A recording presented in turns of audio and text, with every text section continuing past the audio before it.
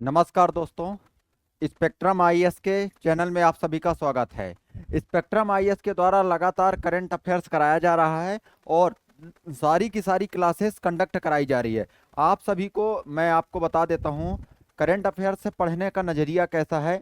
जैसे ये टॉपिक है, इससे संबंधित बहुत सारे फैक्ट आपको बताए जाते हैं।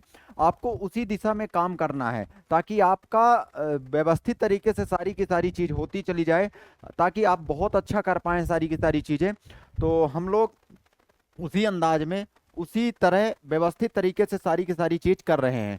तो आपको बने रहना है ताकि आपको किसी भी तरह की प्रॉब्लम ना जाए किसी भी प्रकार से। तो चलें हम लोग चलते हैं आगे की ओर और इसी क्रम में आगे की ओर बढ़ते चले जाएंगे। देखो, हाल ही में ब्रिटिश संग्रहालय 2027 में किसे 16वीं शताब्दी का वृंदावन वस्त्र उधार देगा? याद रखना, इंपॉर्टेंट है। Recently the British museum will lend the 16th century Vrindavan textile to home in 2027। याद रखना। तो यहाँ पे आपको ध्यान रखना कि हाल ही में ब्रिटिश संग्रहालय 2027 में किसे 16वीं शताब्दी का वृंदावन वस्त्र उधार देगा? याद रखना, किसे देगा? इसमें कौन सी सरकार को देगा? याद रखना, गुजरात, उत्तर प्रदेश, इनमें से कोई नहीं, या असम। तो याद रखना असम को देगा। किसको? असम को देगा। ये बात आपको दिमाग में रखना है। देखो यहाँ पे थोड़ा सा देखो, असम में नई पौधे की प्रजाति हेप्टाप्लेरम अस्सामिकम की खोज हुई है। ये पौधे की एक प्रजाति है, ध्यान रखना। क्या नाम है? हेप्टाप्लेरम। क्या नाम है? हेप्टाप्लेरम। थोड़ा सा ध्यान रखिएगा, हेप्टाप्लेरम अस्सामिकम की खोज हुई है। कौन सा? हेप्टाप्लेरम अस्सामिकम की खोज हुई है, ध्यान रखिएगा।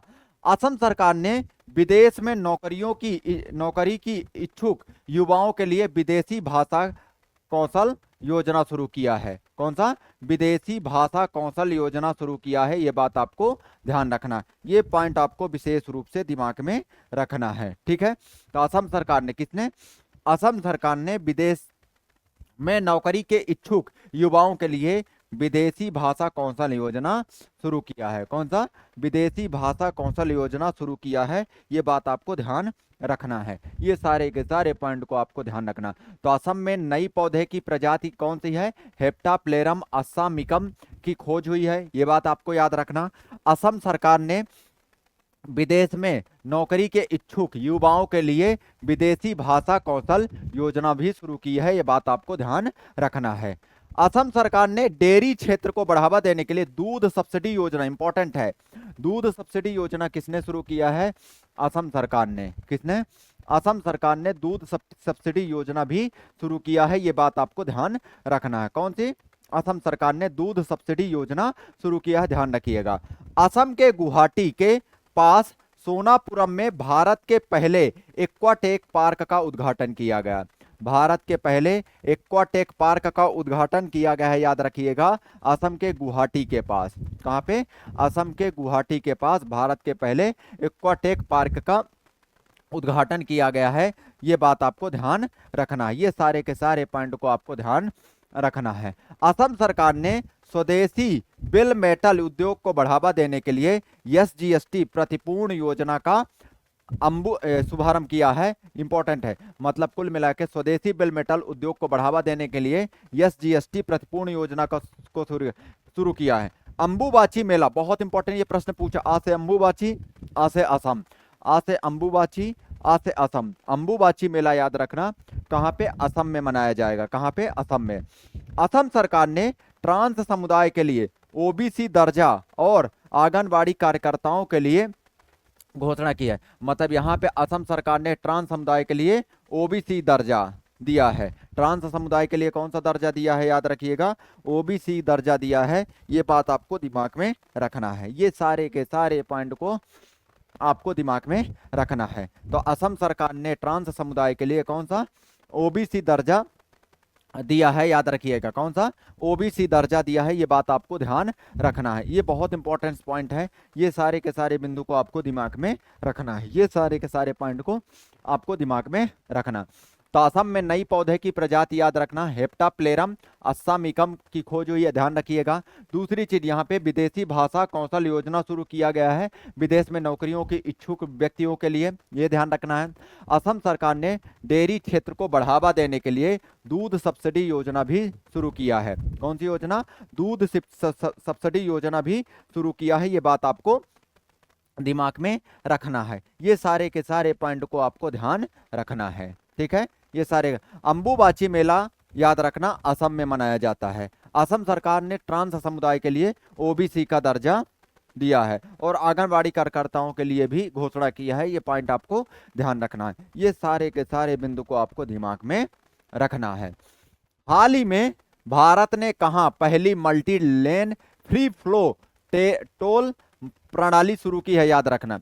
Where has India recently launched the first multi lane free flow toll system, याद रखना। मतलब कहां पे भारत ने पहली multi lane free flow toll प्रणाली की शुरुआत की है, याद रखना। तो कहां पे की है? अगर बात करें तो गुजरात में की है। कहां पे? गुजरात में। ये बात आपको ध्यान रखना है, ये सारे के सारे पॉइंट आपको ध्यान रखना। अगर यहाँ पे हम कुछ बात करें तो भारत ने गुजरात में सेमीकंडक्टर के लिए प्रमुख आउटसोर्स्ड सेमीकंडक्टर याद रखना, असेंबली एंड टेस्ट, मतलब कुल मिला के यहाँ पे सेमीकंडक्टर लगाया जा रहा है। कहाँ पे? गुजरात में लगाया जा रहा है भारत का, याद रखना, बहुत इंपॉर्टेंट है। 2030 बहुत इंपॉर्टेंट, स्टार लगा रहा हूं ये प्रश्न को। 2030 कॉमनवेल्थ गेम्स की मेजबानी के लिए भारत ने अहमदाबाद शहर का प्रस्ताव रखा है, याद रखिएगा। तो 2030 कॉमनवेल्थ गेम्स की मेजबानी के लिए भारत ने किसे? अहमदाबाद शहर का प्रस्ताव रखा है। किसे? अहमदाबाद शहर का प्रस्ताव रखा है, ये बात आपको ध्यान रखना। ये सारे के सारे पॉइंट को आपको ध्यान रखना है। तो कौन से शहर को? अहमदाबाद शहर को का प्रस्ताव रखा है, ये बात आपको ध्यान रखना है। ये सारे के सारे पॉइंट को आपको दिमाग में रखना है, ये सारे के सारे बिंदु को आपको दिमाग में रखना है। तो 2030 कॉमनवेल्थ गेम्स की मेजबानी के लिए भारत ने अहमदाबाद शहर का प्रस्ताव रखा है। कौन से शहर का? अहमदाबाद शहर का प्रस्ताव रखा है, ये बात आपको दिमाग में रखना है। ये सारे के सारे पॉइंट को आपको दिमाग में रखना है। भारत का पहला make in India green hydrogen plant कहां पे? गुजरात में शुरू हुआ। भारत का पहला make in India green hydrogen plant Gujarat में शुरू हुआ है, ये बात आपको ध्यान रखना। ये सारे के सारे पॉइंट को आपको ध्यान रखना, ये सारे के सारे पॉइंट को आपको विशेष रूप से ध्यान रखना। तो भारत का पहला make in India green hydrogen plant Gujarat में शुरू किया गया। कहां पे? गुजरात में शुरू किया गया है, ये बात आपको ध्यान रखना है। ये सारे के सारे पॉइंट आपको ध्यान रखना है। गुजरात सरकार ने जनजाति जीनोम अनुक्रमण परियोजना शुरू की है। गुजरात सरकार ने जनजाति जीनोम अनुक्रमण परियोजना की शुरुआत की है, ध्यान रखिएगा। जनजाति जीनोम अनुक्रमण परियोजना की शुरुआत किया है गुजरात सरकार ने। किसने? गुजरात सरकार ने, ये बात आपको ध्यान रखना है। ये सारे के सारे पॉइंट तो याद रखना, गुजरात सरकार ने, याद रखना, जनजाति जीनोम अनुक्रमण परियोजना की शुरुआत किया है। भारत में प्रोसेस्ड आलू उत्पादन में गुजरात शीर्ष पर है। भारत में प्रोसेस्ड आलू उत्पादन में गुजरात शीर्ष राज्य है, याद रखिएगा। कौन सा? गुजरात। तो प्रोसेस्ड आलू में याद रखिएगा, प्रोसेस्ड आलू उत्पादन में, प्रोसेस्ड आलू उत्पादन में याद रखना गुजरात क्या है? शीर्ष राज्य है, बना है, याद रखिएगा। गुजरात क्या बना है? शीर्ष राज्य बना है, ये बात भी आपको ध्यान रखना। ये सारे के सारे पॉइंट आपको ध्यान रखना है, बहुत इंपॉर्टेंट है। फिल्म फेयर पुरस्कार 2025 का 70वां संस्करण कहां पे? गुजरात में आयोजित किया जाएगा, बहुत इंपॉर्टेंट है। देखो, सेमीकंडक्टर के दृष्टि से गुजरात लगातार काम कर रहा है, ये बहुत एक तरह का हब ही बन रहा है सेमीकंडक्टर की दृष्टि से गुजरात, ये बात आपको बेहतरीन तरीके से पता होना चाहिए। दूसरी चीज, 2030 कॉमनवेल्थ गेम्स की मेजबानी के लिए भारत ने अहमदाबाद शहर का प्रस्ताव रखा है। अहमदाबाद शहर का प्रस्ताव रखा, ध्यान रखिएगा। तो कॉमनवेल्थ गेम्स की मेजबानी के लिए, याद रखना, भारत ने अहमदाबाद शहर का प्रस्ताव रखा है, ये बात आपको ध्यान रखना। भारत का पहला make in India green hydrogen plant Gujarat में शुरू किया गया। भारत का पहला make in India green hydrogen plant कहाँ पे? गुजरात शहर में शुरू किया गया, ये बात आपको ध्यान रखना। गुजरात सरकार ने जनजाति जीनोम अनुक्रमण परियोजना शुरू की है, जनजाति जीनोम अनुक्रमण परियोजना शुरू की है, ये बात आपको ध्यान रखना है। भारत में प्रोसेस्ड आलू उत्पादन में गुजरात शीर्ष राज्य बना है। भारत में प्रोसेस्ड आलू उत्पादन में गुजरात शीर्ष राज्य बना है, ये बात आपको ध्यान रखना है। ये सारे के सारे पॉइंट को आपको दिमाग में रखना है, ये सारे के सारे पॉइंट आपको दिमाग में रखना है। तो प्रोसेस्ड आलू उत्पादन में गुजरात क्या है? शीर्ष राज्य बना है, ध्यान रखिएगा। ये सारे बिंदु आपको बहुत अच्छे से ध्यान रखना है, ये सारे के सारे बिंदु आपको बहुत अच्छे से ध्यान रखना है। हाल ही में किस राज्य ने के एनजीओ को 2025 के रेमन मैग्सेसे पुरस्कार के लिए चुना गया है? Recently the NGO of which state has been selected for the 2025 Ramon Magsaysay award. बहुत इंपॉर्टेंट है, याद रखिएगा, बहुत ज्यादा इंपॉर्टेंट है, ठीक है। तो किसे दिया गया है? अगर हम बात करें, फाउंडेशन एजुकेटेड गर्ल को दिया गया, फाउंडेशन एजुकेटेड गर्ल्स को दिया जाएगा, फाउंडेशन एजुकेटेड गर्ल्स को दिया जाएगा, याद रखना। रेमन मैग्सेसे पुरस्कार, ये याद रखना 2025, कौन सा?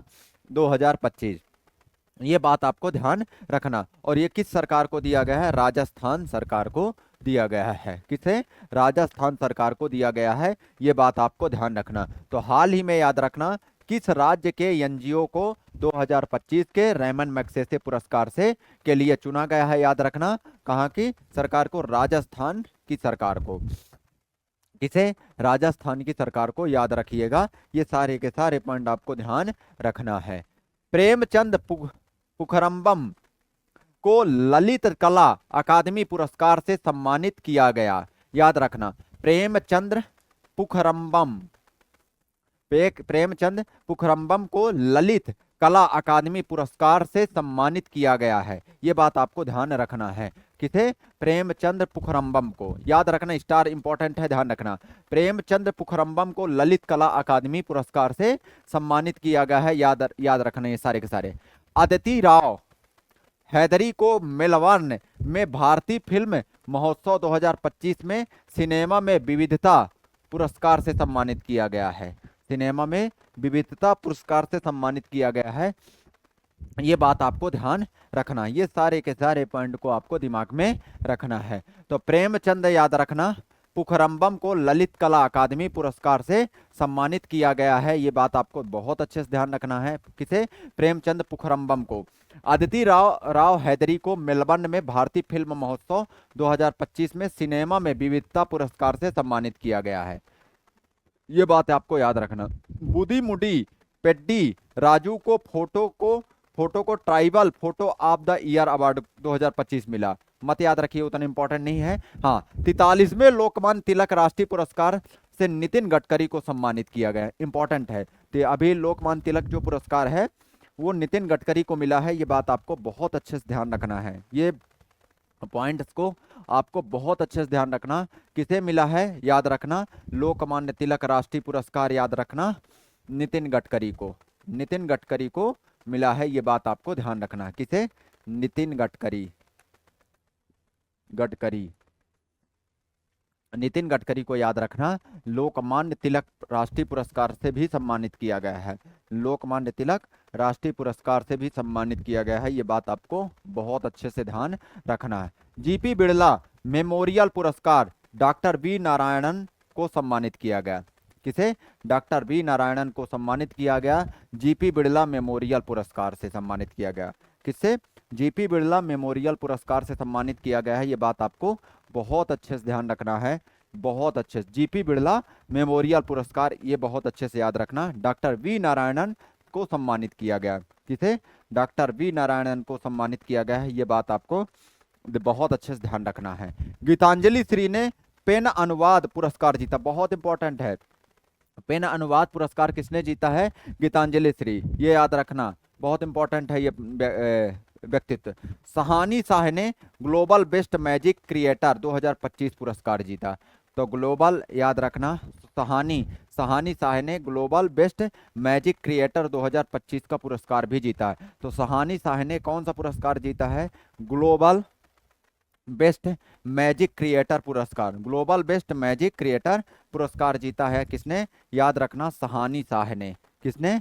सहानी शाह ने। ये बात आपको ध्यान रखना है, ये सारे के सारे पॉइंट को आपको दिमाग में रखना है, ये सारे इसके सारे बिंदु को आपको दिमाग में रखना है। तो याद रखिएगा किसे? सहानी शाह को। किसे? सहानी शाह को। ये बात आपको विशेष रूप से ध्यान रखना। सहानी शाह को ग्लोबल बेस्ट मैजिक क्रिएटर 2025 से सम्मानित किया गया है। ठीक है, ग्लोबल बेस्ट मैजिक क्रिएटर 2025 से सम्मानित किया गया है, ध्यान रखिएगा। तो ये सारे बिंदु आपको विशेष रूप से ध्यान देना है। ये प्रश्न वो कर देते हैं है। हाल ही में रक्षा राज्य मंत्री संजय सेठ ने कहा मिल मेडिकान 2025 का उद्घाटन किया है? कहाँ पे मिल मेडिकान 2025 का उद्घाटन किया है?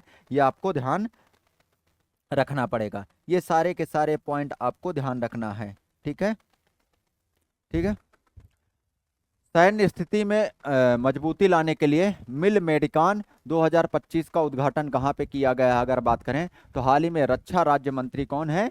संजय सेठ। ठीक है, रक्षा मंत्री कौन है? अगर आपको पता भी है तो राजनाथ सिंह है वर्तमान में। ठीक है, याद रखिएगा।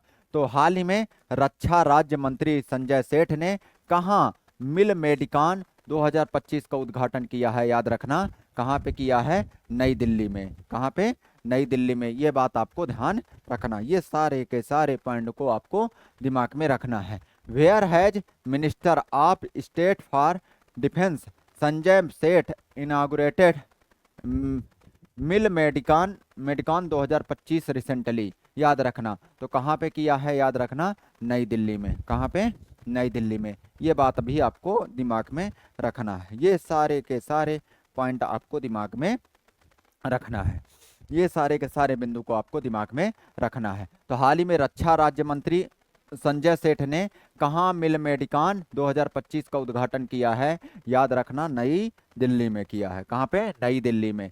हाल ही में भारत और किस देश ने कृषि सहयोग के लिए समझौता ज्ञापन पर हस्ताक्षर किया है? किस देश ने समझौता ज्ञापन पर हस्ताक्षर किया? बहुत इंपॉर्टेंट प्रश्न है, ध्यान रखना।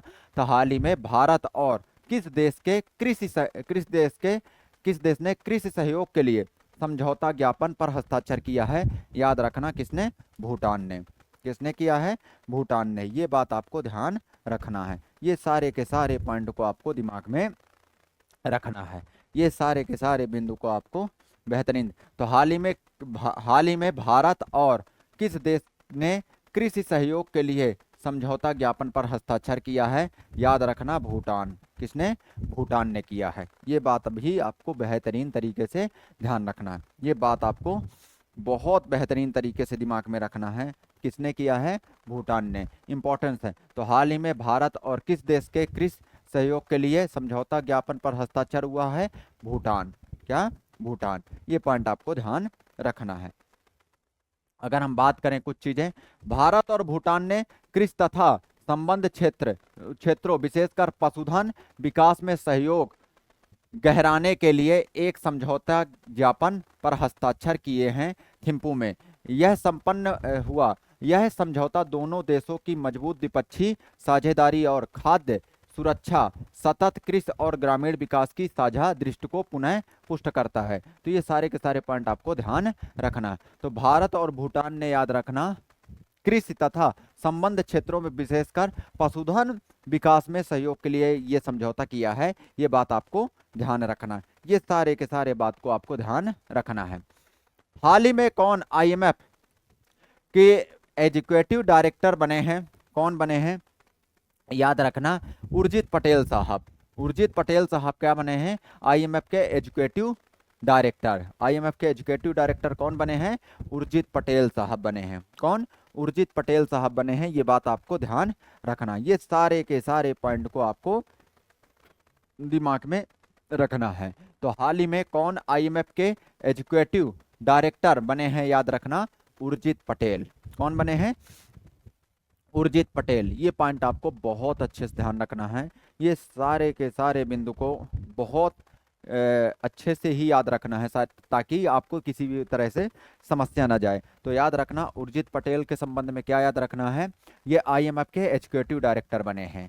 क्या बने हैं? आईएमएफ के एग्जीक्यूटिव डायरेक्टर, ये याद रखिएगा, ठीक है, उर्जित पटेल। ठीक है, ये बात आपको बहुत अच्छे से ध्यान रखना है। ये सारे, अब और हम बात अगर कर लें, यहाँ पे कुछ नाम और चर्चा में है, इन नामों को, हाँ, आईएमएफ के महानिदेशक कौन है? Kristina Georgieva. अगर हम बात और यहाँ पे कर लें, आईएमएफ की महानिदेशक याद रखना, Kristina Georgieva. Kristina Georgieva, Georgieva, Kristina Georgieva, ये याद रखना। आईएमएफ के महानिदेशक कौन है? याद रखना, क्रिस्टीना जॉर्जिवा। कौन है? क्रिस्टीना जॉर्जिवा, आईएमएफ का महानिदेशक। दूसरा नाम याद रखना, ये आईएमएफ की हैं, काहे की? आईएमएफ की। वर्ल्ड बैंक की अगर हम बात करें, वर्ल्ड बैंक, वर्ल्ड बैंक की याद रखना, अजय बंगा है, अजय बंगा, अजय बंगा, ये याद रखना। वर्ल्ड बैंक के कौन है? अजय बंगा। ये पॉइंट आपको विशेष रूप से ध्यान देना है। ये सारे के सारे पॉइंट को आपको दिमाग में रखना है। ये सारे के सारे पॉइंट आपको विशेष रूप से ध्यान रखना है, ठीक है, समझ रहे हैं पॉइंट को? ये सारे के सारे पॉइंट आपको ध्यान रखना है, ठीक है। चलो आगे की ओर बढ़ते हैं। एस राधा चौहान को क्षमता निर्माण आयोग का पूर्णकालिक अध्यक्ष नियुक्त किया गया। किसे? एस राधा चौहान को। तो एस राधा चौहान को क्या बनाया गया है? याद रखना, क्षमता निर्माण आयोग का पूर्णकालिक अध्यक्ष बनाया, नियुक्त किया गया है। ये बात आपको ध्यान रखना है। किसे? एस राधा चौहान को। ये बहुत इंपॉर्टेंट है। PB Balaji Jaguar Land Rover के नए सीईओ नियुक्त किए गए। PB Balaji Jaguar Land Rover के नए सीईओ नियुक्त किए गए। जगुआर लैंड रोवर के नए सीईओ किसे नियुक्त किया गया है? पीबी बालाजी को। किसे? पीबी बालाजी को नियुक्त किया गया है। ये बात आपको ध्यान रखना। ये सारे के सारे पॉइंट आपको ध्यान रखना। तो पीबी बालाजी याद रखना, जगुआर लैंड रोवर के नए सीईओ नियुक्त किए गए हैं, ध्यान रखना है ये सारे के सारे। इंडस इंड बैंक के नए एमडी और सीईओ याद रखना, राजीव आनंद नियुक्त किए गए हैं। IndusInd bank, IndusInd bank के याद रखना नए MD and CEO Rajiv Anand को नियुक्त किया गया है। किसे? राजीव आनंद को नियुक्त किया गया है। ये बात आपको ध्यान रखना। ये सारे के सारे पॉइंट को आपको ध्यान रखना है। तो इंडस इंड बैंक के नए MD and CEO Rajiv Anand को नियुक्त किया गया। किसे?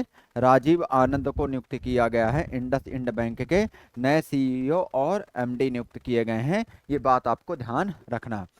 भारतीय सेना का नया उप प्रमुख पुष्पेंद्र सिंह को नियुक्त किया गया है। भारतीय सेना का नया उप प्रमुख किसे बनाया गया है? पुष्पेंद्र सिंह को बनाया गया। किसे? पुष्पेंद्र सिंह को। अब यहाँ पे सेना प्रमुख कौन है अगर बात करें, यहाँ पे भारत के, तो उपेंद्र द्विवेदी सर हैं। उपेंद्र द्विवेदी सर, ये बात आपको ध्यान रखना है। उपेंद्र द्विवेदी सर हैं, ये बात आपको ध्यान रखना, बहुत अच्छे से ध्यान रखना है। कौन है? उपेंद्र द्विवेदी सर, बहुत अच्छे से ध्यान रखिएगा। दूसरा बात आपको यहाँ पे अगर हम बात करें, तो यहाँ पे आपको उपेंद्र द्विवेदी के अलावा क्या याद रखना है? यहाँ पे नौसेना प्रमुख याद रखना, नौसेना प्रमुख याद रखना, दिनेश त्रिपाठी सर, दिनेश त्रिपाठी, दिनेश त्रिपाठी, ये याद रखना नौसेना प्रमुख है। ये याद रखना नौसेना प्रमुख है दिनेश त्रिपाठी सर।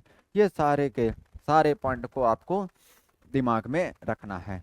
ये सारे के सारे पॉइंट को आपको दिमाग में रखना है।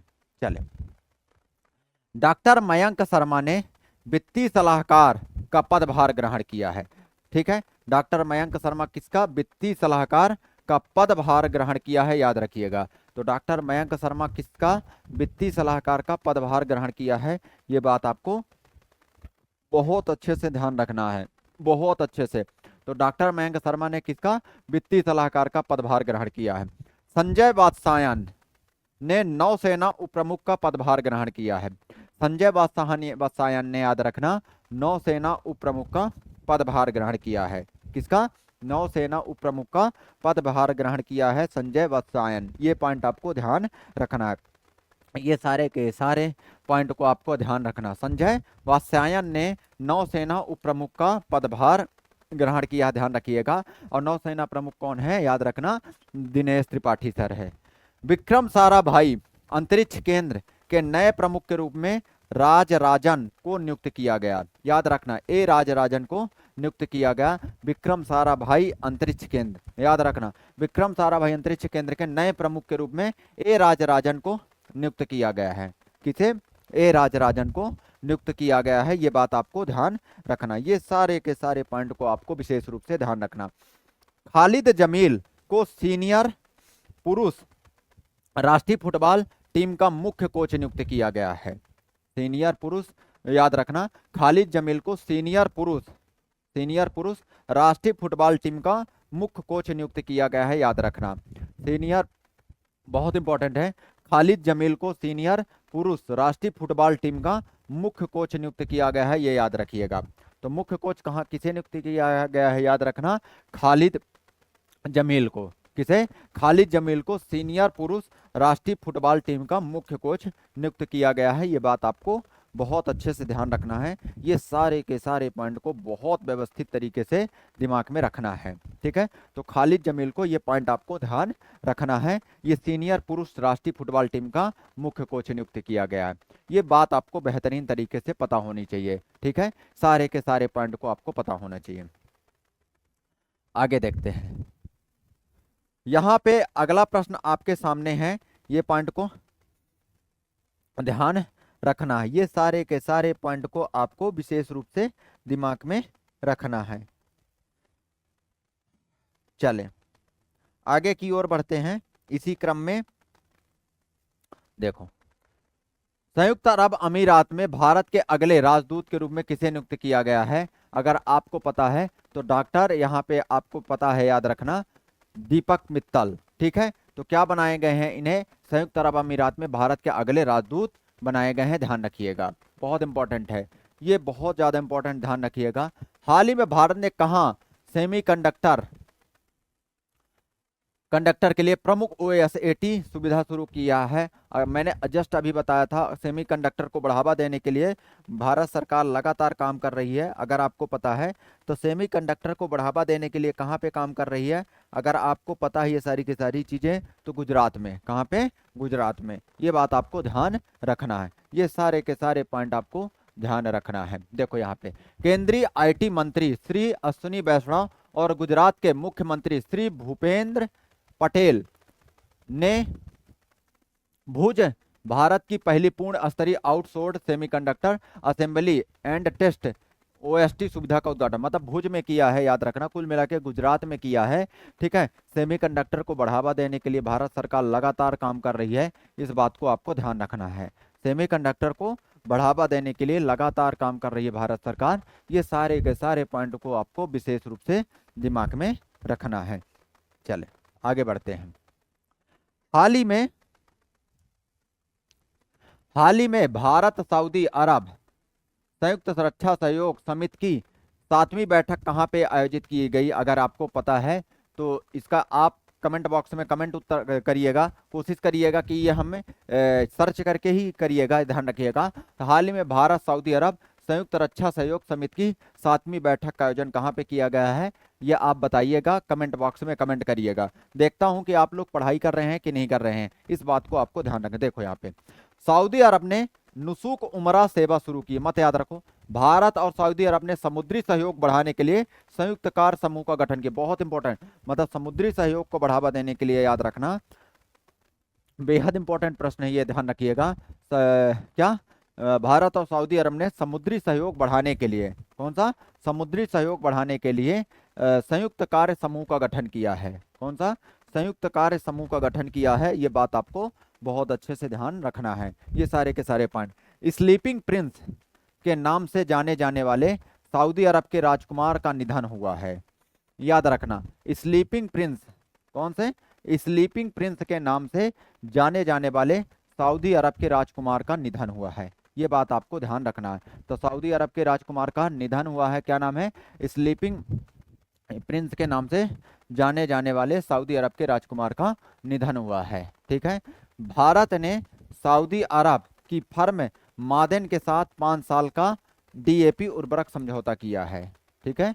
भारत ने सऊदी अरब की, याद रखना, फर्म मादेन के साथ क्या किया है, 5 साल का डीएपी उर्वरक समझौता किया है। ये बात आपको ध्यान रखना है। ये सारे के सारे पॉइंट को आपको विशेष रूप से ध्यान रखना है। सऊदी अरब ने टूरिज नामक एक नए एक वैश्विक मंच, याद रखना, का लॉन्च किया है। याद रखना, सऊदी अरब ने टूरिज्म नामक एक वैश्विक मंच, ग्लोबल प्लेटफॉर्म लॉन्च किया है। ये भी बात आपको याद रखना। सऊदी अरब ने भारत, पाकिस्तान सहित 14 देशों पर वीजा बैन लगाया है। भारत, पाकिस्तान सहित, याद रखना, 14 देशों पर वीजा बैन लगाया है। याद रखिएगा, सऊदी अरब ने। किसने? सऊदी अरब ने। ये बात आपको ध्यान रखना है।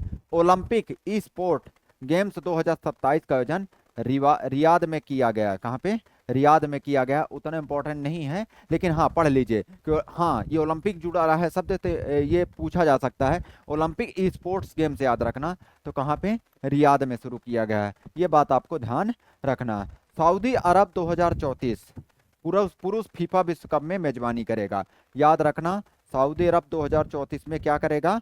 पुरुष फीफा विश्व कप की मेजबानी करेगा। ये बात आपको विशेष रूप से ध्यान रखना है। तो सऊदी अरब क्या करेगा? याद रखना, 2034 पुरुष फीफा विश्व कप की मेजबानी करेगा। ये बात आपको बहुत अच्छे से ध्यान रखना है। ठीक है। कहाँ पे? पुरुष फीफा विश्व कप की मेजबानी कौन करेगा? याद रखना, सऊदी अरब 2034 में। कहाँ पे? 2034 में। ये बात आपको बहुत अच्छे से ध्यान रखना है। ये सारे के सारे पॉइंट को आपको बहुत अच्छे से दिमाग में रखना है। ये पॉइंट को चलें, तो यहाँ पे इन पॉइंटों को आपको ध्यान रखना है सारे के सारे। आगे बढ़ते हैं। भारत और किस देश ने 10 महीने बाद राजनयिक संबंधों के सामान्यीकरण के संकेत देते हुए अगस्त 2025 में एक दूसरे देशों के में उच्चायुक्त नियुक्त किए? India and which country appointed high commissioners to each other in August 2025 indicating normalisation of diplomatic relation after 10th month. याद रखना, तो कहाँ कहाँ पे किया है? कनाडा में किया है। ये बात आपको बहुत अच्छे से ध्यान रखना है। ये पॉइंट आपको बहुत अच्छे से ध्यान रखना है। कहाँ पे? कनाडा। कनाडा ने क्रिस्टोफर कूटर को भारत का नए उच्चायुक्त नियुक्त किया है। याद रखना, क्रिस्टोफर कूटर, याद रखना, कनाडा का है। यहाँ पे उच्चायुक्त नियुक्त किया गया है, ध्यान रखिएगा। जबकि भारतीय विदेश मंत्रालय ने दिनेश के पटनायक को कनाडा में अपना दूत नियुक्त किया है। किसे? दिनेश के पटनायक को। ये बात आपको ध्यान रखना है। ये सारे के सारे पॉइंट को आपको दिमाग में रखना है। तो दिनेश के पटनायक को नियुक्त किया है। ये बात आपको ध्यान रखना है।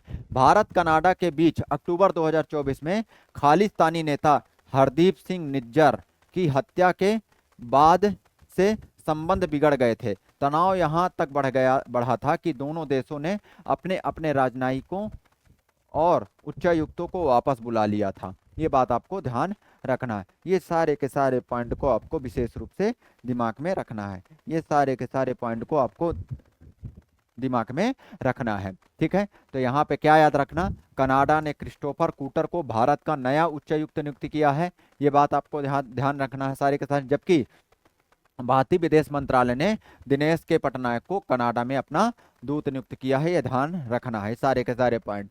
ठीक है। भारत कनाडा के बीच अक्टूबर 2024 में खालिस्तानी नेता हरदीप सिंह निज्जर की हत्या के बाद से संबंध बिगड़ गए थे। तनाव यहां तक बढ़ गया था कि दोनों देशों ने अपने अपने राजनयिक और उच्चायुक्तों को वापस बुला लिया था। ये बात आपको बहुत अच्छे से ध्यान रखना है। ये सारे के सारे पॉइंट को आपको बहुत अच्छे से दिमाग में रखना है। चलें अगला प्रश्न देखें। यहाँ पे किस शहर में भारत के पहले टेम्पर्ड ग्लास प्लांट का उद्घाटन किया गया? बहुत इंपॉर्टेंट है, बहुत ज्यादा इंपॉर्टेंट है, ध्यान रखना।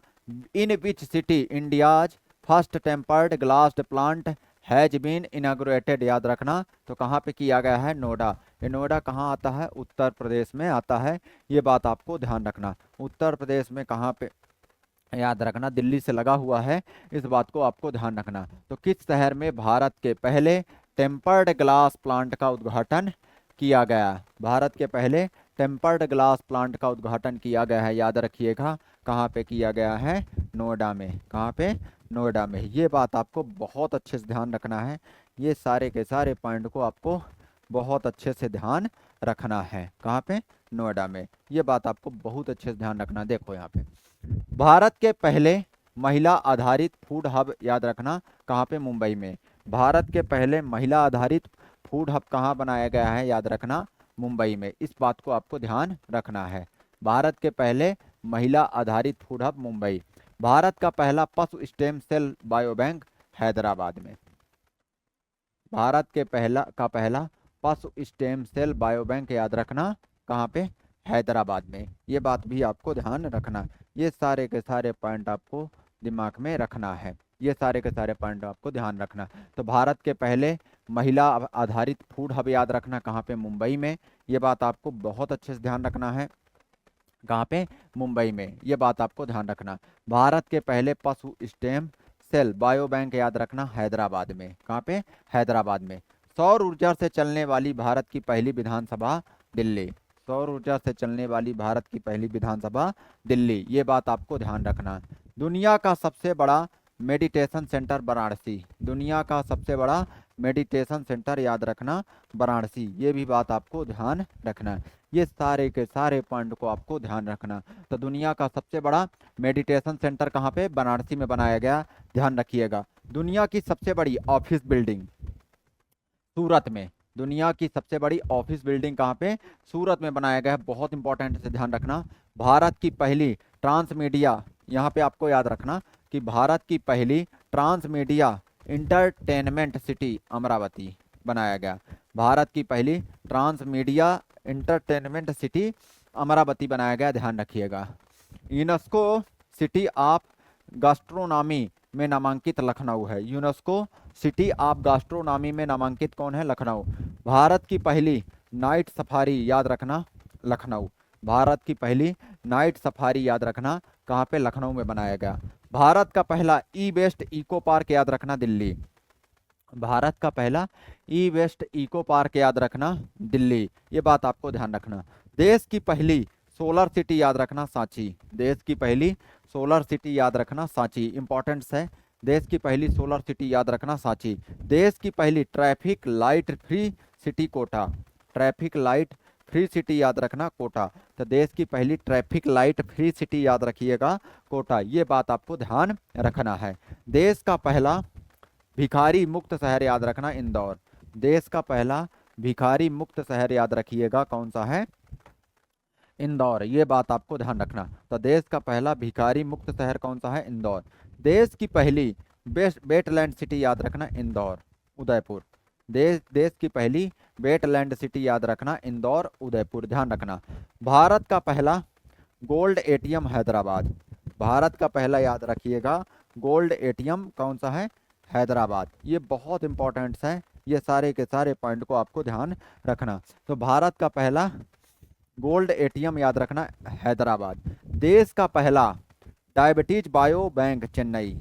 देश का पहला डायबिटीज बायो बैंक, याद रखना, चेन्नई। ये बहुत इंपॉर्टेंट है। भारत की पहली हाइड्रोजन चलित कोच, याद रखना, चेन्नई।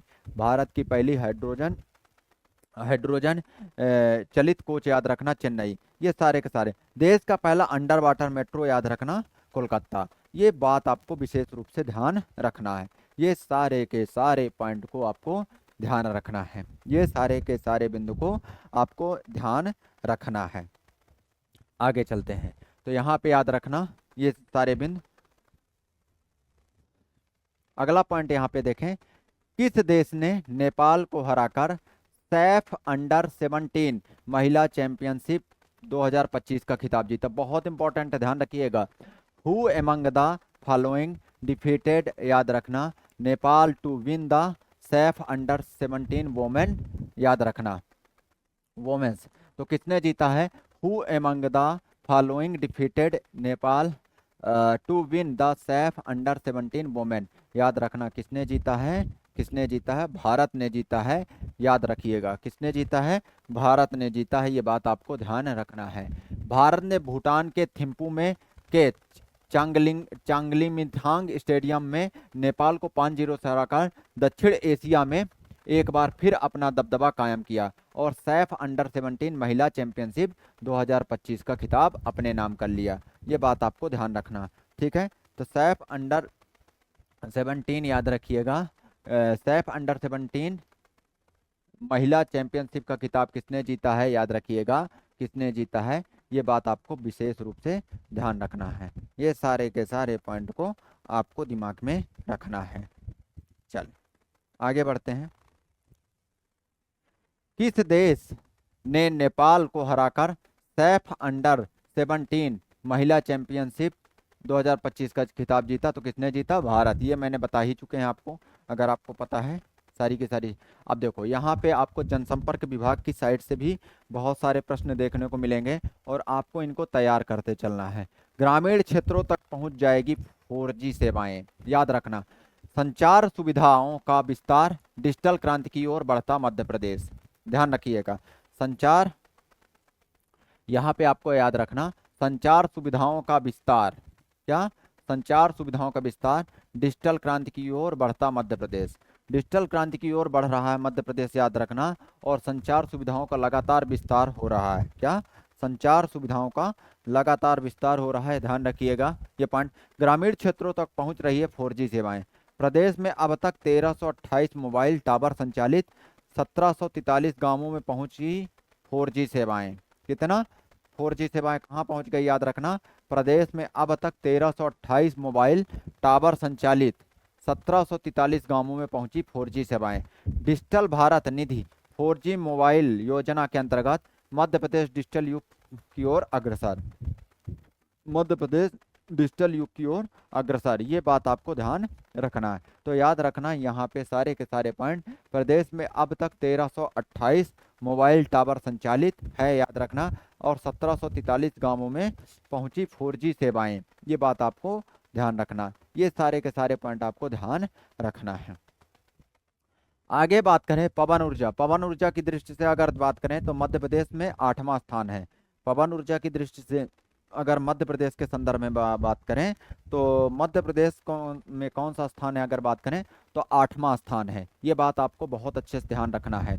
ये सारे के सारे पॉइंट को आपको बहुत अच्छे से ध्यान रखना है पवन ऊर्जा के मामले में। तो पवन ऊर्जा याद रखना, पवन ऊर्जा एक नवीकरणीय ऊर्जा स्रोत है जिसमें हवा की गतिज ऊर्जा पवन टरबाइन की सहायता से यांत्रिक ऊर्जा और फिर विद्युत ऊर्जा में परिवर्तित किया जाता है। पवन ऊर्जा मुख्यतः 2 प्रकार के होता है, ऑन शोर पवन ऊर्जा, याद रख, भूमि पर स्थापित टरबाइन, ऑफ शोर पवन ऊर्जा, समुद्र या बड़े जलाशयों में स्थापित टरबाइन। मतलब ये होता है, ये जनसंपर्क विभाग मध्य प्रदेश सरकार की ओर दिया था, याद रखना। तो पवन ऊर्जा के मामले में अगर इकोनॉमिक सर्वे के आधार पर बताएं तो 8वें नंबर पर है मध्य प्रदेश। कौन से नंबर पर? 8वें नंबर पर है मध्य प्रदेश, ये बात आपको ध्यान रखना है। ये सारे के सारे पॉइंट को आपको ध्यान रखना है, सारी की सारी बिंदुओं को आपको दिमाग में रखना है पवन ऊर्जा के संदर्भ में।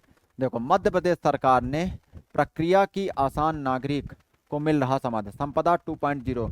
मध्य प्रदेश में ई पंजीयन एवं ई मुद्रांक इलेक्ट्रॉनिक प्रणाली का नवीन संस्करण संपदा 2.0 विकसित किया है। इससे नागरिकों को और बेहतर सुविधाएं प्रदान करने में मदद मिली है, ठीक है। मध्य प्रदेश में ई पंजीयन ई मुद्रांक इलेक्ट्रॉनिक प्रणाली का नवीन संस्करण संपदा 2.0 विकसित किया गया है। इससे नागरिकों को और बेहतर सुविधाएं प्रदान करने में मदद मिलेगी।